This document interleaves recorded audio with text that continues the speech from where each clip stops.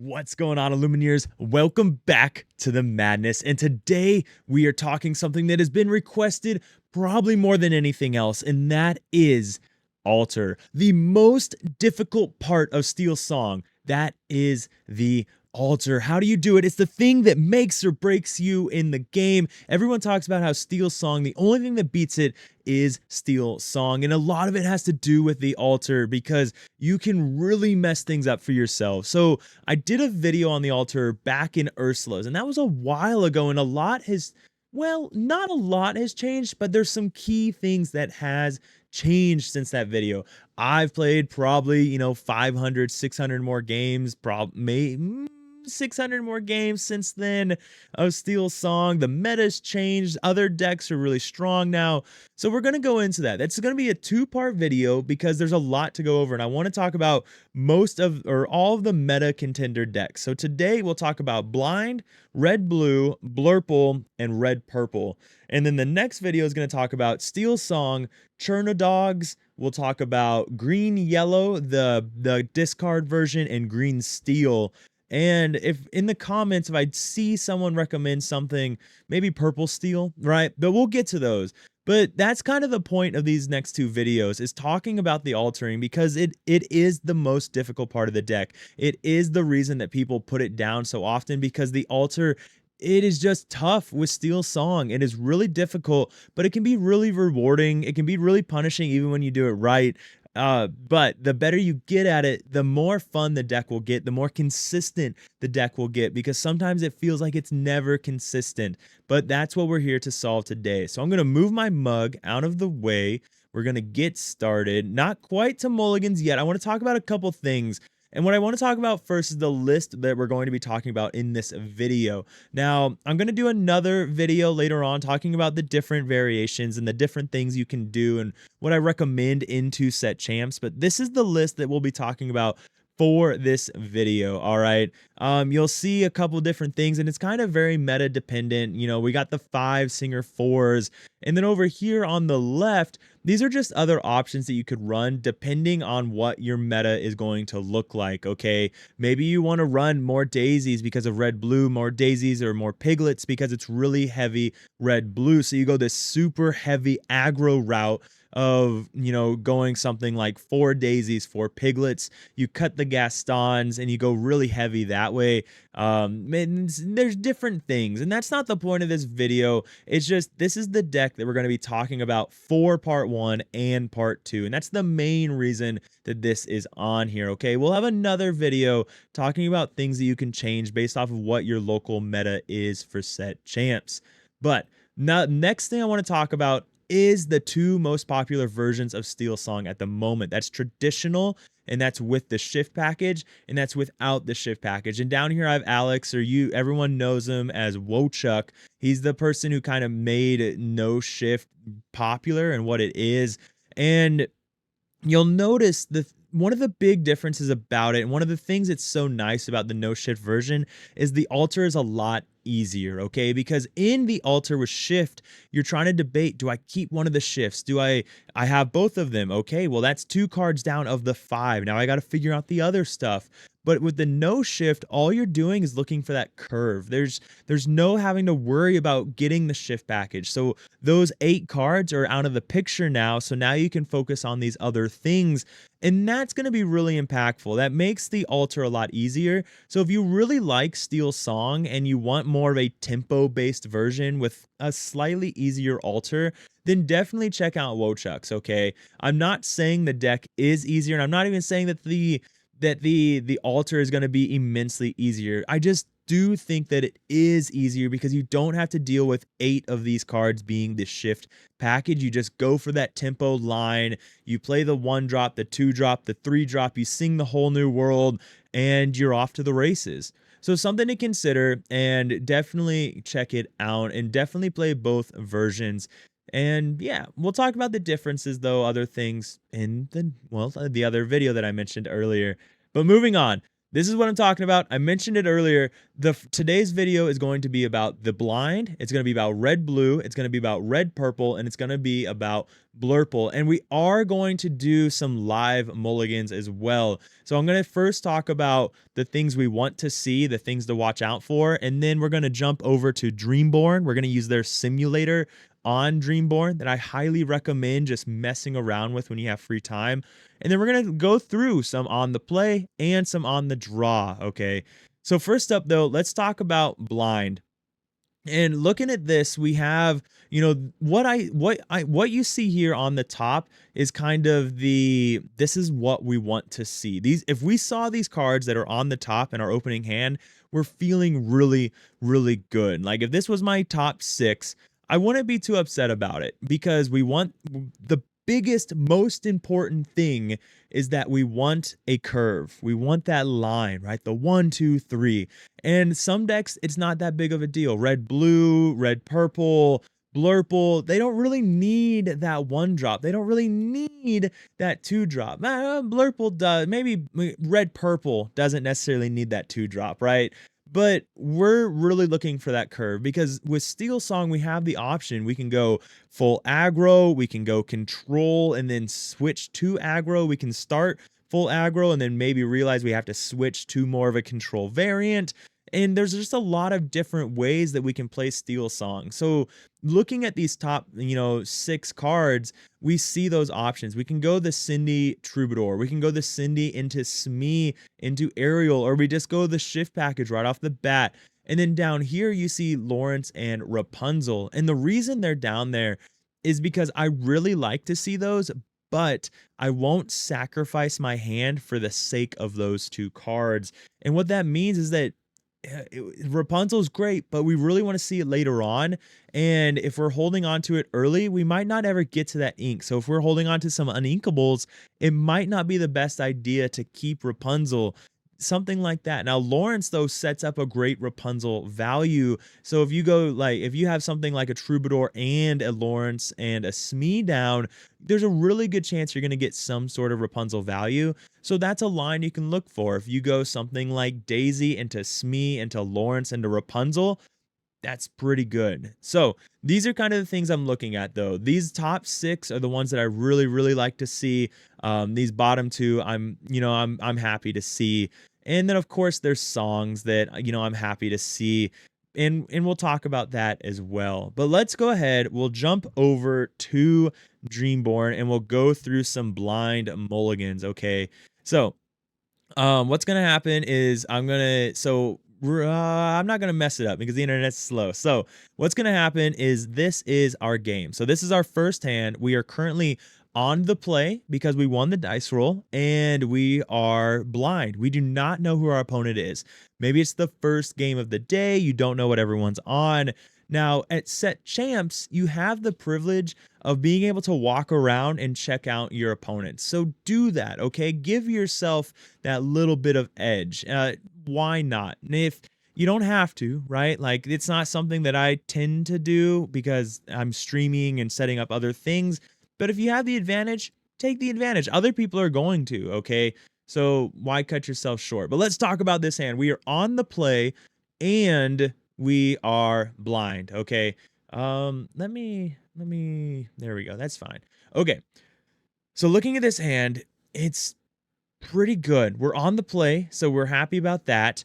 Now one thing to consider is being on the play, you know your local meta more than anyone else. So if you keep the Robin Hood package and the Whole New World, the big thing you have to worry about is what if they go Cindy on turn 1? Now you're stuck with a Whole New World, a big Robin Hood.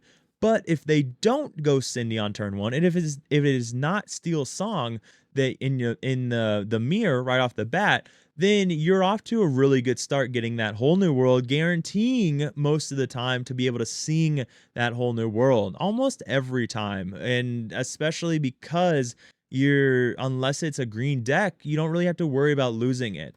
But with that being said, I'm not a huge fan of keeping Whole New World in my opening hand. If it is blind, I'm just not a big fan. I don't want to lose it. Green is going to be popular. We just saw Chernodogs do really well. We're seeing green yellow do really well, and we know green steel is doing fine. So green is popular. Ursula is going to be popular. So personally, I'm not a fan of keeping Whole New World. I'm not a fan of keeping Let the Storm Rage on with this kind of hand. And I don't want to keep Lawrence, and I don't want to keep Daisy. And the reason for not keeping Daisy is because I'm already inking quite a few cards. Now, if I kept Daisy, then what I do is I run the risk of getting a lot of uninkables. So right now, I have my Robin Hood, I have my shift package. I'm doing okay. I'm doing fine. And you could keep Daisy. It gives you this option to go aggro if you find out they're red-blue on turn 1, so you play Daisy turn 2. But we also don't have a 2-drop right now. So a 2-drop is going to be pretty important.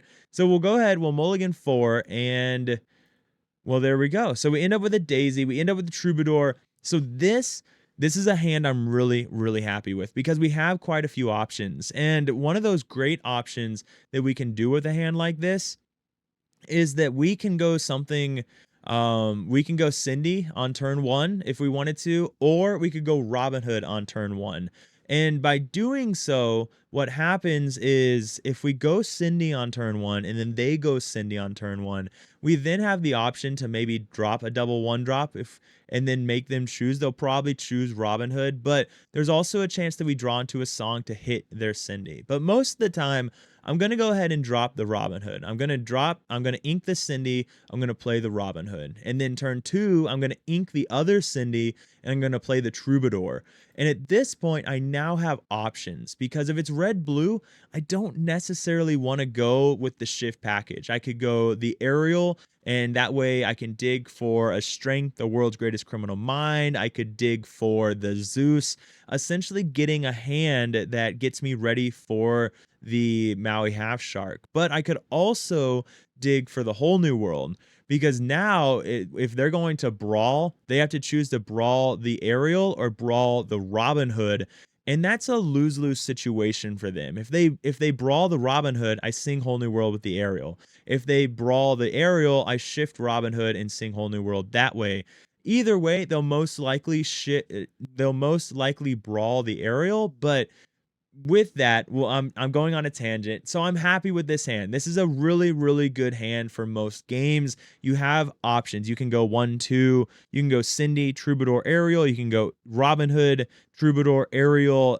You could go Robin Hood, Troubadour, Shift, and then go Aerial on your turn 4, allowing you to find Whole New World, sing it, and you have an extra ink to deal with as well. Or you have the option to Rapunzel heal, which is great. This hand is phenomenal. I really like this hand into really any matchup. So we are on the play, we're blind, and what do we have here? So again, we are blind. Now, Cindy and Let the Storm Rage On is an incredibly strong thing, and we are on the play. I am always keeping these two when I'm on the play and blind. There is no way that we really get punished for doing this. If they skip turn 1, if a green deck skips turn 1, that's fine. And then they play Ursula on turn 2, so be it. It's not the end of the world. We're okay with that. Life is fine. So on the play and blind, I am always keeping Cinderella and Let the Storm Rage On. Looking at the rest of it, we have Smee, which is, we're happy with that. We have Rapunzel, but we don't really. Right now, we have a couple different options to do some really strong things. So what we could do is we could do something like get rid of the Rapunzel, we could get rid of the Robin Hood, and we can get rid of the Strength. And if we go this route, though, then we kind of open up a couple different things. We could get really hurt by inking these 3 cards because we're low on uninkables, or we're going to be low on inkables. We could really brick because we don't have Troubadour to dig us out if we see something like a Zeus. So one option that you could do is ink the Robin Hood and keep the Rapunzel. And this way, what's happening is you have the 1, the 2, and we're just looking for a 3-drop, and then we have our 4-drop being Rapunzel. And that's not bad either because we're getting a draw with the Storm Rage on the majority of the time. And that feels pretty good. Also, if worst case scenario, it gives us a Rapunzel heal on turn 4. So I think what we can do is we can ink these 3 cards because it is blind, and we'll kind of see what happens. Oh, never punished, right? Because we ink Pete, go Cindy on 1, and we're happy with that. And then turn 2, if we don't see an inkable, then unfortunately it's probably going to be ink Lawrence and then go Daisy or Smee. But I would recommend going Daisy in case you drew another uninkable. But at that point, then on turn 3, you can drop the Smee and then the Rapunzel. But if we drew an inkable, off the Storm Rage on or off the top, it's most likely going to be inking that because then we can go Cindy, Smee, Lawrence, Rapunzel, like just feeling really good in that direction. So let's talk about on the draw and blind. So, looking at this hand, I'm immediately happy because I see Troubadour and a song, and I'm very happy with that. Now, we are blind though, so I'm probably not going to keep a song the majority of the time, but this hand is really interesting also because on one hand, I'd be happy with getting rid of all of it. But what we don't want to do is get rid of all of it and get really screwed. So what we can do is we can keep Troubadour in strength. By keeping Troubadour in strength or keeping Ursula in strength, then that allows us the ability to ink strength if they are a green deck. So that is something that we could do. But we could also keep Smee, which we can ink it if we don't need it. But what we're looking for is almost kind of anything. We don't have really, we have good lines, but at the same time, we just don't. We don't have a way to get going fast, and our control options aren't really all that great. So what we can do, is we can go ahead. I think we can keep the Smee, the Ursula. I think we can keep the Smee and the Ursula, and then we can keep the strength, and we can get rid of these 3. And then we can keep the Rapunzel again because or we could get rid of it. We could also just get rid of the Rapunzel and go for the 1-drop if we really needed it. Again though, if we ink 3 cards, we have a good chance of seeing it. Now Gaston, we could, if we saw a Whole New World, Gaston feels really good. I think that ooh, this is tough. I think what we're going to do is we need a line. We need a line because right now we can go 2 directions, Smee or Ursula. I think that we're going to go and dig for the 1-drop. I think we're going to dig for the 1-drop. And there we go. And we got the Rapunzel back. And just like that, it's a really great hand because we now have the 1-drop. So we can ink the Smee and play the Robin Hood. And then how do they respond? Do we want to go the Smee route? Do we want to go the Ursula route? Most likely, we probably want to go the Ursula route. The only time I really want to go Smee is if they're going to be, really controlly. If it's going to be like a green-blue deck, then I'd be really happy to go Smee, right? So I'll ink the Ursula and play the Smee, knowing that I have Ariel coming up.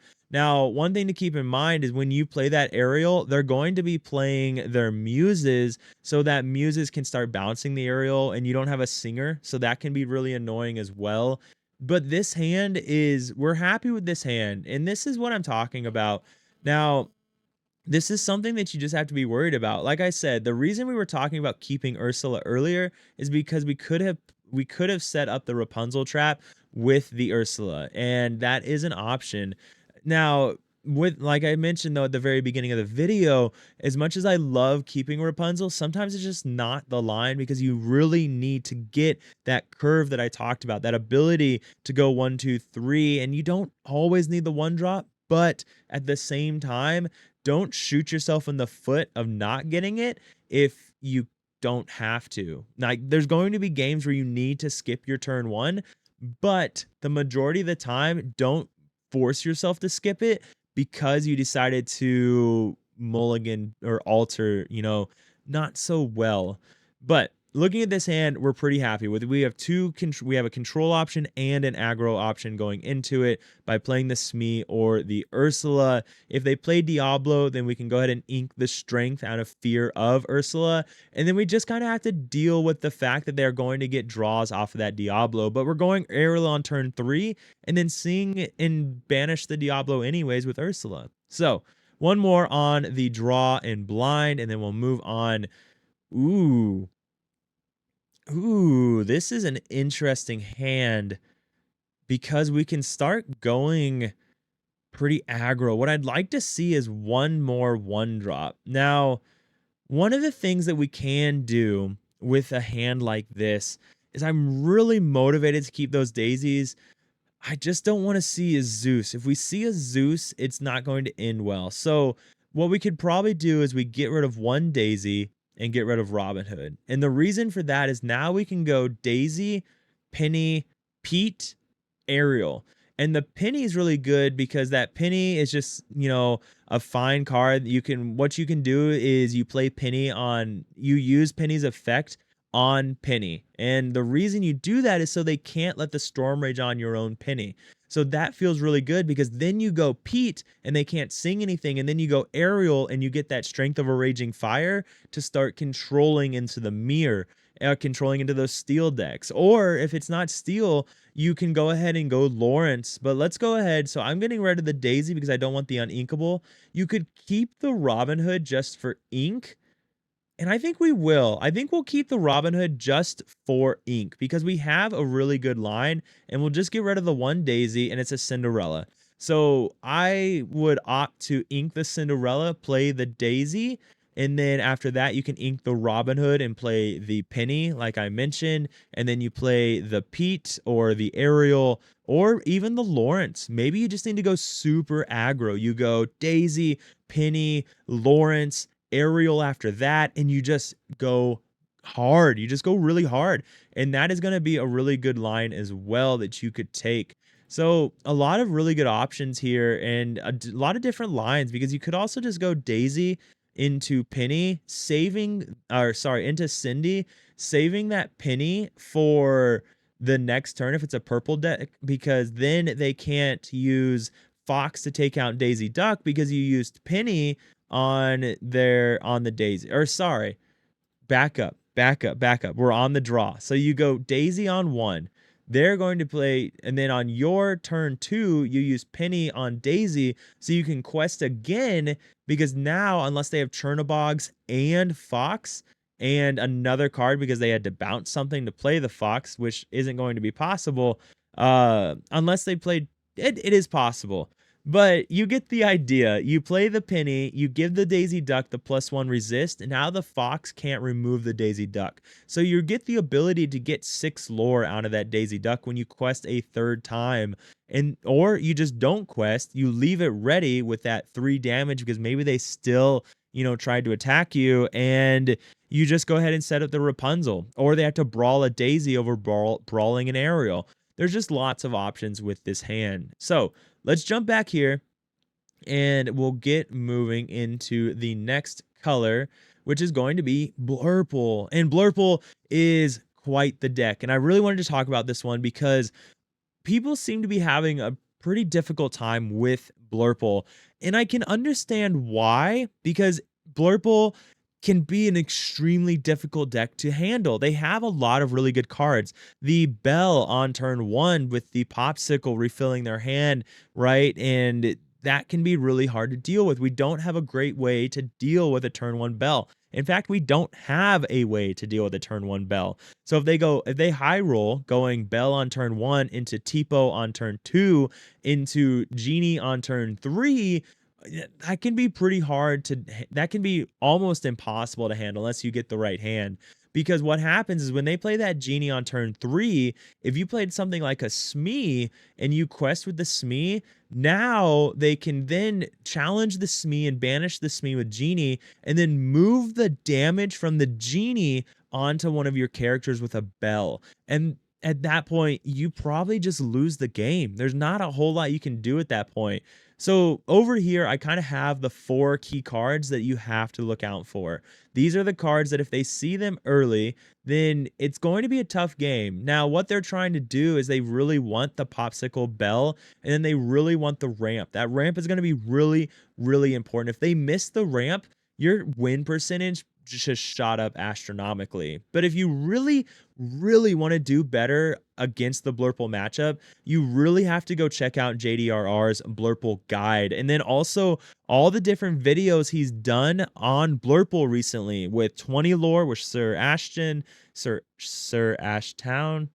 I think it's Sir Ashtown, but he did the Alter Academy video. He did a video with someone else, Baker with Lorcana villain. Check out those videos as well. The best way to get better against an opponent is to understand the things that they're trying to do. Find the experts like JDRR and then listen. What are they trying to do? Read his guide. It's free. His guide is free, guys. So this is Blurple though. This is what they're trying to do. The big things, like I said, is watch out for these things. Watch out for the genie. If they play Genie on turn 3, you can't quest with the Smee anymore. You cannot do it, okay? Do not quest with the Smee. The only option is if you play Penny, and then you can kind of have some wiggle room at that point, but just don't do it. So, what are we trying to do against Blurple though? They cannot stop the aerial. They cannot stop the Gaston. Now, on the play they can, but then they cannot stop the Robin Hood. So what that means is they cannot stop the Whole New World. So if you go Whole New World early, if you control the board even a little bit and then go Whole New World, there's almost nothing they can do. You just win. You just win because your board gets way too wide and there's just nothing they can do about it because the majority of people are going to be playing JDR's list, and JDR's list, it does not run crabs or 1-drops for a very, very good reason, because even with those, the list still isn't great into SteelSong. It's one of those things that we've had to figure out, what would we rather do? Try and tech into a deck we're already not great into, or tech even higher to beat everything else? Because Blurple players can still skill gap the SteelSong players with things like Belle and Genie and Elsa and Belle. Like the Belle is going to be so strong into it. The baby Belle is going to be so strong into it. So just something to be aware of. But Whole New World is the biggest key to success in winning this matchup. But let's go ahead. We will check out some mulligans and see what we want to do. Now, earlier I mentioned what are some things to do better into this matchup. You could run more Gastons. If you think Blurple is going to be really popular, Blurple and Red Purple, run more Gastons. Okay, so here's our hand. You win. Okay, so this is on the play. This is against Blurple, and you literally just win. With this hand, you beat Blurple on the play. With this hand, you beat Blurple on the draw. There's really almost nothing they can do, unfortunately, because you could be super greedy and you could get rid of the Smee in hopes to see a song. Like that could be something you did. So why not? Well, first let's talk about this. The reason I say you win is because they can't stop the Robin Hood shift Whole New World. So you can go Cindy on 1, or you can go Robin Hood on 1. Most likely I'd recommend Robin Hood on 1. Then you go Troubadour on 2. And then on turn 3, you shift the Robin Hood. And then turn 4, maybe you have the option to play double Smee and then sing Whole New World, depending if you've seen a bunch of Inkables, right? So there's just a lot of good options. I guess you want to be able to play double Smee because you ink Smee on 1 to play Robin Hood. Turn 2, worst case scenario, you ink Smee to play, you ink Cindy to play Troubadour. And then turn 3, maybe you ink Smee to play Robin Hood. But you don't even have to do that because you still have another turn before they can stop your baby Robin Hood. So maybe you have the ability to go to go Robin Hood, Troubadour, a 3-drop like Lawrence, and then you can go, big Robin Hood. But this is just a phenomenal hand. But let's just say we get rid of the Smee just for funsies because we're being greedy. Personally, like I said, I would keep this. I would keep this hand and not change anything, but let's be greedy for the sake of being greedy.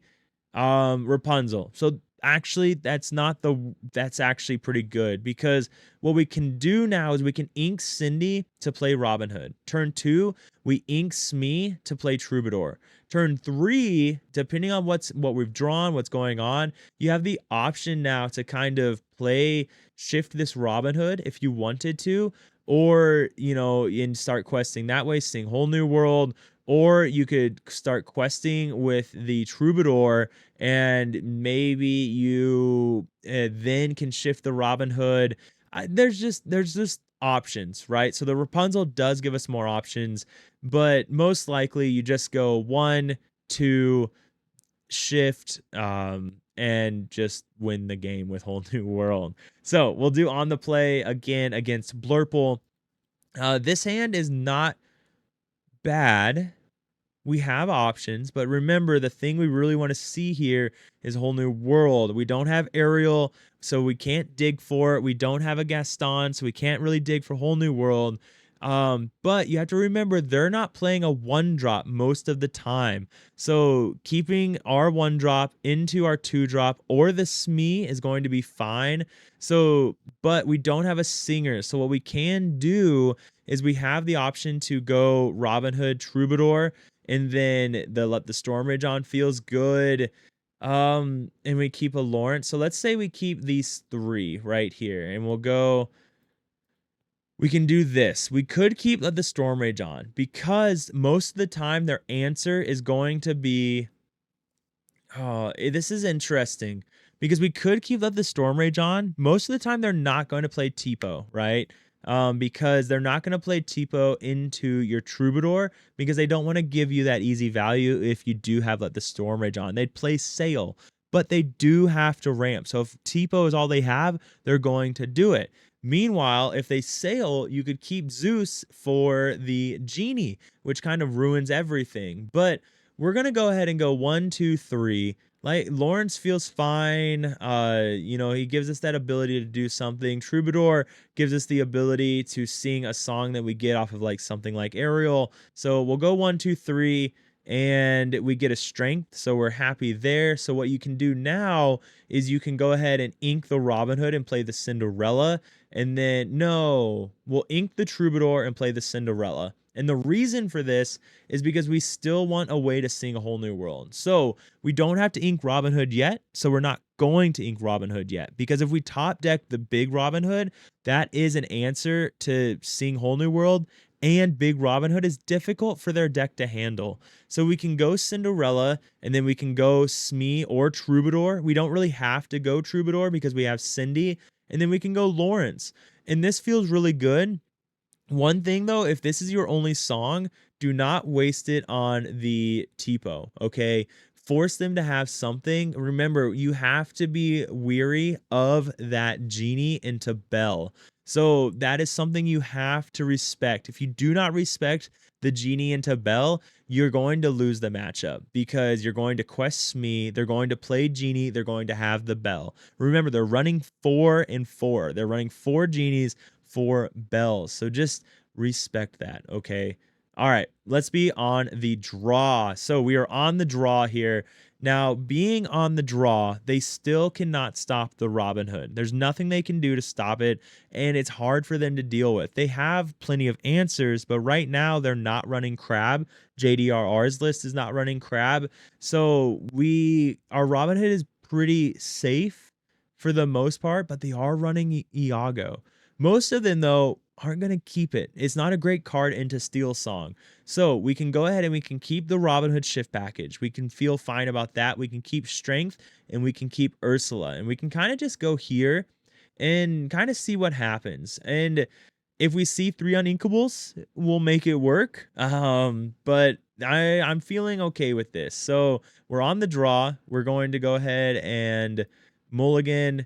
All right. Okay. So this gives us, again, more options. Now, personally, you're still going to want to play that Robin Hood shift on turn 3, because on their turn 4, they can play Elsa, and that Elsa is going to remove your Robin Hood. So you'll go something like ink the Lawrence, play the Robin Hood, and then ink an Ariel, play the Ursula, and then you shift the Robin Hood on turn 3, and then hopefully play the Ariel because you didn't have to ink the Ariel, and you can start controlling the game that way. If you see the whole new world, now personally, I would ink literally any other card I saw except for these 2 Ariels, because those 2 Ariels are going to let you dig 8 cards deep searching for that whole new world. And remember, if you don't see whole new world in those 8, that's 8 cards now that you don't have to like worry about. That's 8 cards deeper into your deck searching for that whole new world. Okay, so let's get back to this. All right, and we will move on to the next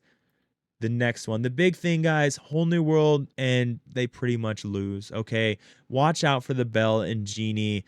You have to respect it. Okay, and the Belle, if it happens, it happens. That is the high roll. If they see a Belle and a ramp card, they high roll. It's okay. It's okay. So next up, we do have the red purple, and I'm using No I'm Not's list that he just recently ran at.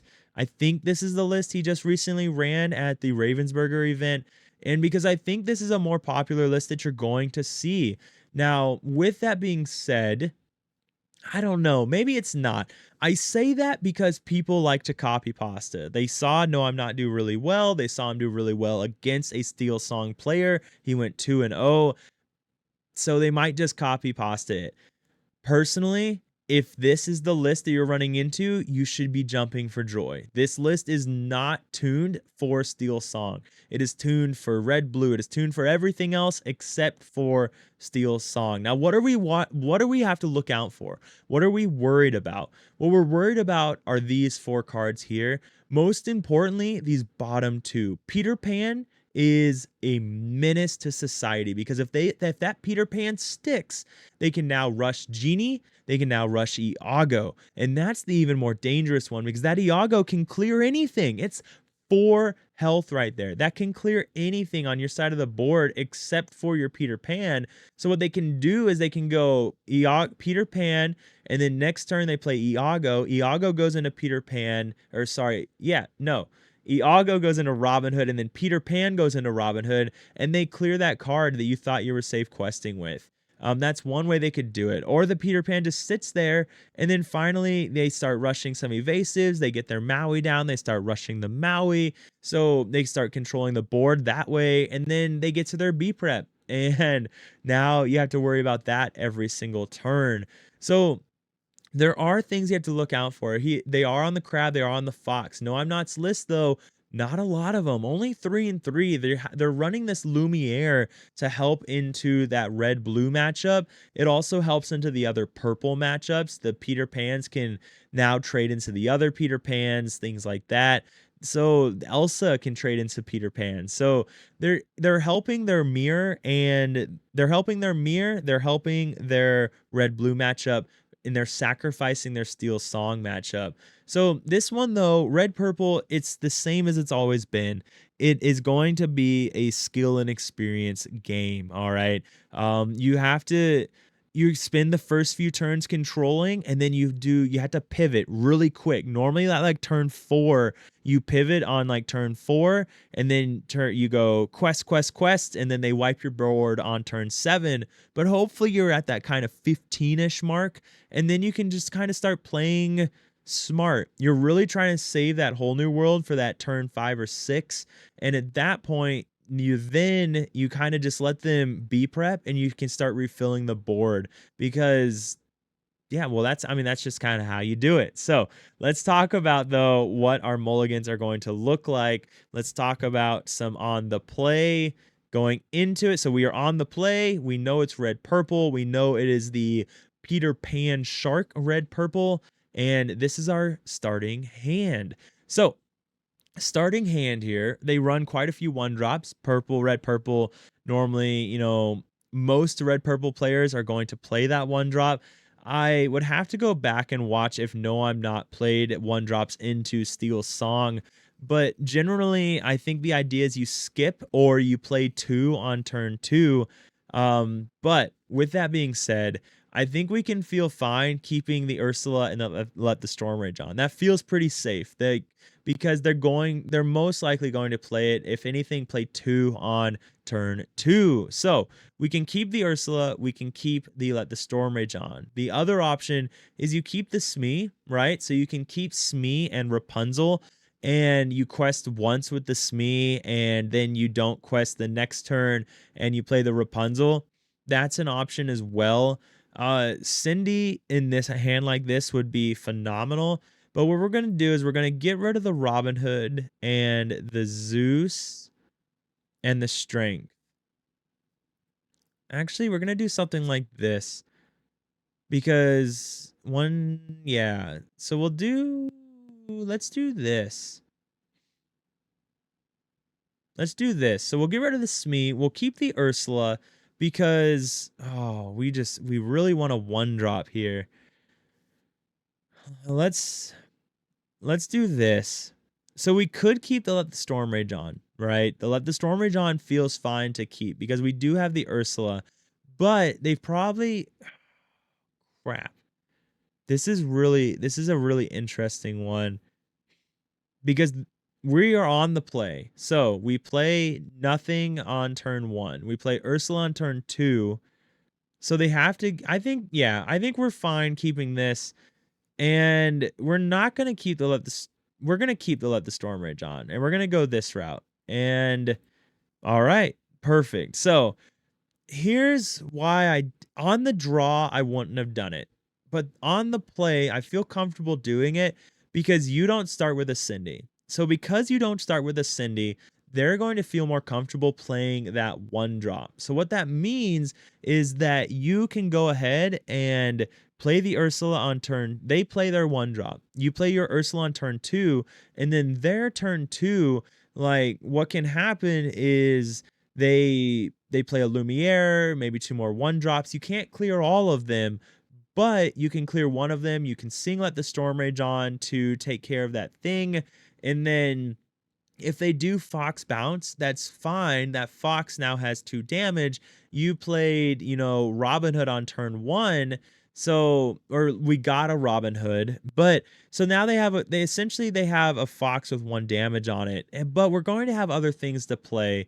So that's why I felt comfortable keeping the Ursula and Let the Storm Rage on. With a hand like this, though, what we can do now is we can go ahead, we can ink the Strength of a Raging Fire to play Robin Hood, and then turn 2, we can go ahead and ink the Ursula to play the Troubadour. The reason for that is because now they have to have Fox, okay? If they have Crab, the crab on the Diablo is not going to do it. It wouldn't take out Ursula either, but let's say like a crab by itself that didn't give a challenger to something isn't going to be able to clear the Troubadour, right? Because it's only going to do the 2 damage, and then their 1-drop can't do it. So that is something to keep in mind. I'm not necessarily worried about the Rapunzel value because I have the Robin Hood shift package. So that's going to feel fine as well. And if they use their Fox to clear the Troubadour after you cleared a 1-drop, then you're going to be able to shift the Robin Hood into an attack, take out their Fox. It takes 4 damage, but unless they have another 1-drop or a way to something to bounce to play the crab onto or the Fox, then your Robin Hood's going to live. And worse, if it does get taken out, then you get to draw a card and you get to reload. Meanwhile, they also don't have a board. So there's just a lot of options with this hand, but this is a really good hand that I'd be really happy with in the red-purple matchup. So moving on, though, we'll do another one on the play. This one is a little interesting. We don't keep Whole New World. And the reason we don't keep Whole New World is because of Brawl, right? So we don't keep Zeus. We are on the play, so we have a really good aggro line here where we could go Daisy, Smee. I don't really like the aerials. I'd keep 1 aerial, and the reason for it is because now they're forced to either brawl the Daisy or brawl the aerial. And if they brawl the aerial, then that leaves you this Singer 5 to start controlling the board. So, but this is just going to be fast. What I'd love to see is a Penny here. Penny would feel really good, but let's go ahead and see what happens with this hand. Oh, we do see the shift package. Interesting. So, okay. So we ink the world's greatest criminal mind. We play the daisy. Turn two, if we do not see an inkable, then most likely you ink the Smee and play the Robin Hood. And now what that means is you get 2 quests for free with the Daisy Duck. The Robin Hood can come down for the Shift Robin Hood, and then Ariel can dig for Whole New World to refill. And that feels pretty good as well. Remember, if a lot of the time you want to be able to play that Daisy turn one, and you don't because you don't want to get yourself in a position where you're bricked on all these cards. The other thing is Robin Hood can also on turn three sing the Let the Storm Rage on if you're just really hard stuck on stuff. So that is an option as well. So pretty good hand. Not super upset with it. We're pretty happy with this one actually. We have a good aggro line if we get the inkables. We have a good control line if we go ahead and go the shift into Ariel. I like it. So on the draw against red purple. Ooh. Ooh. Okay. So we go ahead, we can go ahead and get rid of a lot of this stuff. So this gives us a 1-2-3.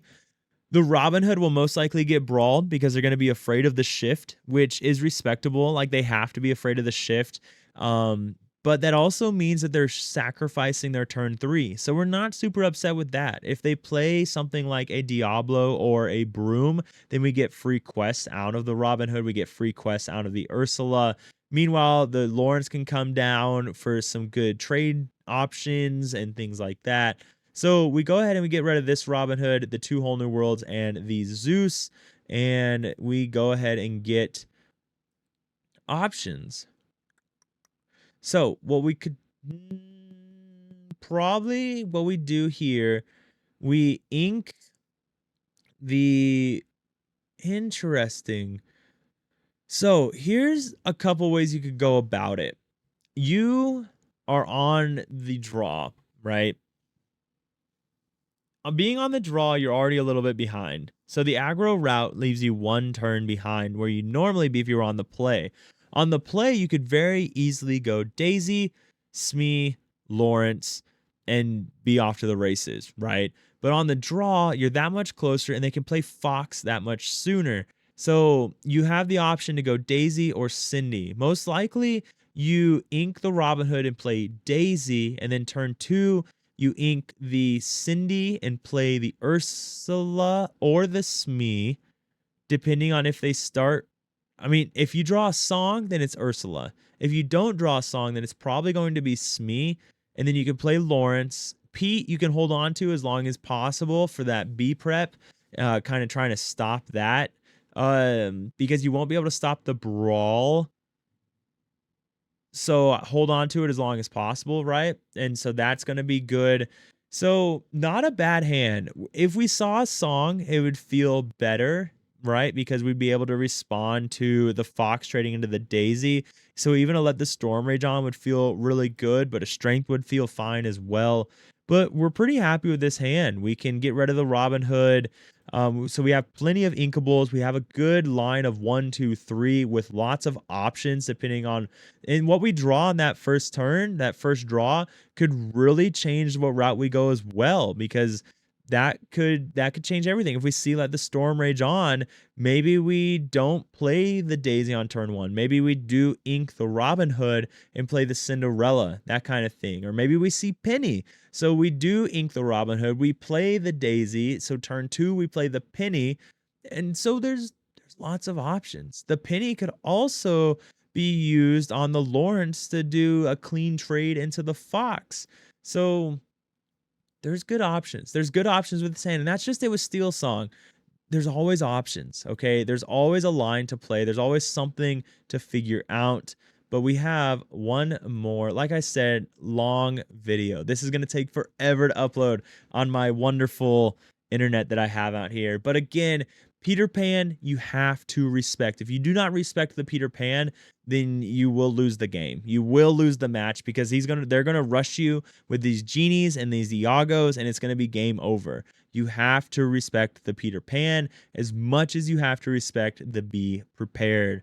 All right, so Finally, we have DKP Burn. You'll notice the name, I called it not the real DKP. And the reason for this is because this is not his actual list. This is something a little bit different. I've decided to bring the brawls back in and the goofy.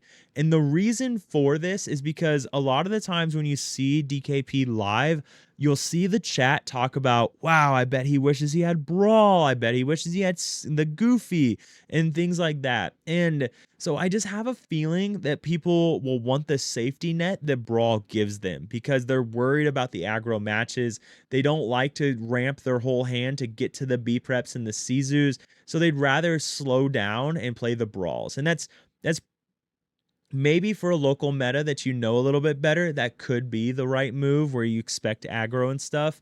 But I just expect that, the local DKP burn decks will have more brawls and super goofs. I could even see them cutting Tamatoa because they just don't agree with it to go maybe higher on the super goofs or higher on the brawl and a super goof, that kind of thing. So I expect a local something more similar to this instead of just a straight copy pasta of the DKB burn list because it is a challenging list to run. If you wanted to get better, another great guide. DKP's guide is phenomenal. It is expensive. It's $50, but he does offer a lot of sales. If you check out his Twitter, he does mention a lot of times if you message him, he'll give you a 15% discount or something. But his deck guide is probably outside of JDRR's probably the best guide that you're going to find for any Lorcana deck in the game. He has tons of video gameplay where he talks through it. It's really good. Check it out, okay? If you want to really get good with this deck. But let's talk about, well, first, what are we worried about at a local meta brawl? You have to be worried about Brawl until you can find out if they do or do not run it. So make sure you're checking their discard after every single whole new world to see if they have it, okay? If game one, if they went through 30 cards and you don't see Brawl get inked or in the discard, they probably don't run it, okay? After that, you have to respect the Maui, the B preps, the Sizus. These are just great ways for them to clear your stuff. I'm not really respecting the Half Shark because we have 10 answers for Half Shark between Zeus, World's Greatest Criminal Mind, and the Strength of a Raging Fire. We have so many answers, so I don't care about that card. It's nothing to me because it just doesn't do anything. It's too slow. If they're playing that on their turn 5 or their turn 4, they're probably not in a great position, okay? So, the Brawls, worry about that. The Mauis, 100% worry about that. In my opinion, it's the best card in their deck because it can just really slow things down to get them to B prep, to get them to Big Sizu. So, let's go ahead. We'll talk about Mulligans because I do think this is way better for us than the other variant, the Sizu on Ice that used to be until the bans, but it's still very it's tough. It's still very touch and go. So here's our opening hand, and it is not what we want to see. This is definitely not a good hand. Not a good hand at all. Not a good hand at all. So if we went full 7, if we went a full 7 mulligan, what happens with that is that we only have 8 1-drops left. And we really want to see a 1-drop. So what we can do is we can go 5. And the reason for 5 is we are on the play. So what we can do is we can go Robin Hood on 1. And then Pete on turn 3, that Pete on turn 3, just so we can slow down their ramp, okay? Because they're gonna have how far I'll go, things like that they could play. Maybe they play Grandma Tala and the Pete gets wasted, but it also prevents them from, just playing how far I'll go. So there's a good argument against Pete. That argument being we want a 2-drop. So let's go ahead and just get rid of Pete because we want a 2-drop, we want a 3-drop, we want something faster than Pete. And even with the Robin Hood, that's not a great 1-drop. So that's better. That's better, not by a lot though. So here's what we can. Oh boy, this is rough. This one is really rough. So what we can do here is either ink the Robin Hood or we ink the Cindy. And the reason for that, we're always playing Daisy on turn 1. So that always comes down on turn 1. And then you don't want to play 2 1-drops on turn 2. And the reason for that is because you need the inkables. There's a good chance that you're going to have to hard cast Whole New World. So what you can do is you can play Daisy and ink the Cindy. And then turn 2, you play the Robin Hood. And you ink something else. Worst case scenario, the Rapunzel. And then turn 3, you play the Pete. And that gives you the strength of a raging fire going, that you can start singing on something. So you're just really hoping to draw inkables at this point. This is not a great hand. It is definitely not awful, right? Because we have a 1-drop. We have a line that we can play. We can go 1 into a 1-drop into a Pete, and Pete lets us sing that strength of a raging fire. So, and at that point, we'll have had 3 draws going into turn 4. So we should have seen something. We should have seen an inkable, something that we can do something with. Remember, a lot of the time they don't run Brawl anymore. So, and even an aerial is going to feel and dig you out of the situation. So right now, though, we have 4 Robin Hoods, we have 4 aerials, and we have 2 Gastons sitting in our deck. So that's 4, 8, 10 cards that we can still draw to sing this Whole New World. So it's actually not all that bad. It's not doom and gloom. Ink Cindy, play Daisy. Ink Rapunzel, play Robin Hood. Ink an inkable that you draw, play the Pete, right? Or you could play the Pete, or you could play the aerial, because if they brawl the aerial, then they're not ramping and they're not playing Grandma Tala, and that's not a bad thing either. That gives you more time to quest with Daisy Duck. At this point, Daisy Duck would have quested for like 8 by the time they can play Maui, and that's pretty far. So not to mention you have the Robin Hood questing and the things like that. So it's not worst case scenario, okay, guys? It's not worst case scenario. That we can still very much win this game. So next up, we have this hand. So we are on the play. They could play Tipo, right? Because they have to ramp. So that is an option. But it's not an option that I want to depend on. Robin Hood, I don't want to depend on that. Gaston, I'd be okay with keeping. And I'm going to go this way. And the reason I'm going this way is because we have 9 more 1-drops, and I really want to see a Whole New World. So it's red, blue. Do we keep the Cindy? You could definitely keep the Cindy, because it is a 1-drop. It is going to quest. By the time they can remove it, she's quested for 2. So that feels really good. But we're going to do this way. We're going to go 5. We want to see a Whole New World or an aerial and a 1-drop. And there's a good chance. We still have 9 1-drops that we could go with. So there we go. All right. So this is fine. This is fine, because what we can do now is we ink the Penny on turn 1 and we play the Robin Hood. Turn 2, we ink the aerial and we play the Smee. Turn 3, we've drawn 2 cards, okay? So with 2 cards, then we now have the ability to probably draw an inkable when we already have 2, so we're down to 14 on inkables. So what you're going to have to really pay attention to is on turn 1, we play the Robin Hood, right? So on turn 2, we ink the Penny and play the Smee. So what I'm getting at here is you are getting a little, you're cutting it close, right? Because if we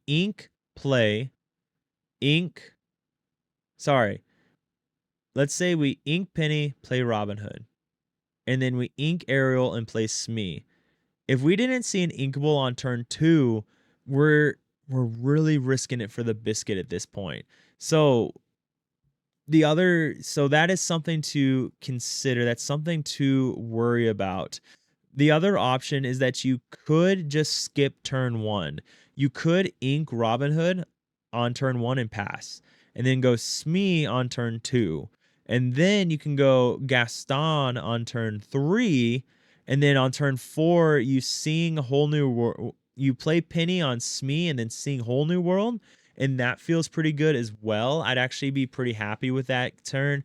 So that might actually be the play, is because you drew Let the Storm Rage on, you skip your turn 1. You just don't. You just don't do it. You ink Robin Hood, you pass.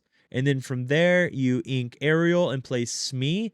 And then if you haven't drawn an inkable, you ink Penny and play Gaston. And then now you can play that Whole New World. The reason I don't want to ink Penny is because I can play Penny on maybe turn 3 to keep the Smee alive another turn, play the Gaston, and then sing the Whole New World. So it's all a little bit slower, but it also depends on how much they're ramping. So those are just things to keep in mind.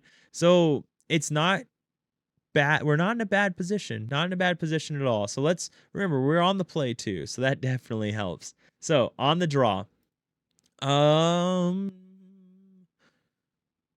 What do we think? I don't need to Let the Storm Rage on. Again, they're going to play the Tipo if they have it in their hand because they need to ramp. But I'm not going to gamble on that because if you played a Cindy on turn 1, they're just going to play Sail if they have both in hand. And that's just what's going to happen unless they have a really if they had to mulligan or alter all 7, then they might get a really bricked hand and then they have to play Tipo. But I'm not going to sit on that prayer. So you have Robin Hood and the Cindy. So Robin Hood, Cindy. But remember, we're trying to go really fast here. So we don't need Troubadour. So now we have a good turn 1 into a good turn 2. I'm keeping... There's 2 of our 16 songs. You could keep Cindy just for an inkable. That is an option. Same with Troubadour. So you could keep Cindy or Troubadour just so you have an inkable card, whichever one you don't really want to see later on. So we'll go ahead and keep the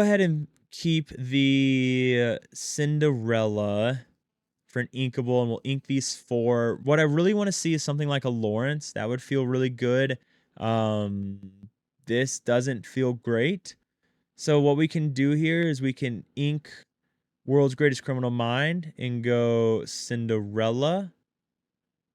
Okay, so this opens up a good opportunity because what we could have done is if we kept the Troubadour, if we had kept the Troubadour and thrown back the Cinderella, then it would have protected us against seeing this Zeus.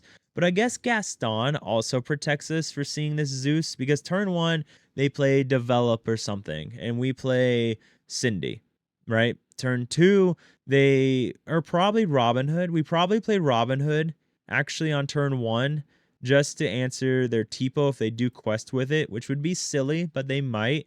So we can answer that Tipo, and then Tipo can't challenge into Smee. So we probably ink Cindy, play Robin Hood, and then ink World's Greatest to play Smee, and then ink something to play Gaston. So Gaston gives us the answer with Zeus for the half shark if they rush that. So it's actually not a bad position to be in, but we're going to run out of resources really, really quick. But we're going to be drawing a lot. And with a Gaston down, that's a really good opportunity to see Ariel to just play Whole New World. Depending on what you're seeing, you might be able to keep World's Greatest Criminal Mind for an easy answer into World's Greatest Criminal Mind is going to give you a really easy answer into the Maui, well, both Mauis actually. So again, good options, and that's just it. The altar is really important with SteelSong, but at the same time, what is most important with SteelSong is looking at the lines that you're going to potentially have in front of you. And what I'm talking about here is something Chris Ayola would talk about a lot. He would spend he would spend the most amount of time on turn 1 of the game because that's where you develop everything. You've done your altar, the most difficult part of the deck, and then with the altar, you're now trying to figure out what are the lines that I'm going to play. And so turn 1 is the longest turn of Chris Ayola's playing. And if you don't know who that is, I call him SteelSong a lot. He took fourth at Dallas Fort Worth DLC, and but what I'm saying is that the altar is extremely important. Take your time with it, but take your time looking at all the lines that you're going to have. Okay, when we look at what we have here, I kind of wanted to highlight what are the things that they're going to be doing. What are their strong turns? That bell, that high roll bell, that genie into bell, right? So being weary of that, watching out for that. Maybe Smee's not the best keep into Blurple. Looking into this, respecting Peter Pan. Do not learn the hard way that Peter Pan's a dangerous card. You know it now. I've told you how dangerous Peter Pan is. Respect the card, okay? If you do not, you will get ran over. So just knowing their plays, knowing what lines they're trying to make is going to be incredibly important. But take your time on the early turns. Turn 1, turn 2, look at everything in front of you, okay? Look at what you're doing. Turn 1, you look at every line that you have in front of you, and then their turn 1, what did they ink? What did they play or not play? What is on their face? What are they doing? Like all of these things matter, because then you can now adjust your lines on your turn 2 and take your time. Remember, this deck can go very fast, so turns isn't a super common thing with SteelSong. So with that, this was part 1. It was really long, an hour and 5 minutes. But I hope you guys enjoyed it. I wanted to kind of go deeper into it. And also, I'm going to try and write all this up for the guide, okay? So stick around for that. Again, it's going to be completely free. Really big shout out. I'm going to pull it up real quick to make sure I get his name correct in my Discord. I just really wanted to shout him out. I'm gonna call him Morpheus Grame. Really big shout out to him, man. You typed up this big paragraph, and I haven't responded to you yet, and I apologize, but it was really motivational. So thank you very much, and yeah, just thank you. But yeah, the guide's gonna be ready soon. It's gonna be completely free again. But I hope you guys enjoyed the video, and stick around for part 2. We have part 2 of the altar coming up, and then we also have another video coming up where we're gonna talk about the different versions of SteelSong right now and what versions I might play into what meta, but also what tech cards I would play into different metas at Wolf for Set Champs. So, ladies and gentlemen, it's awesome. All right. Remember, the most important thing, though, what matters more than anything else, stay happy and healthy. And I'll see you next time, everyone.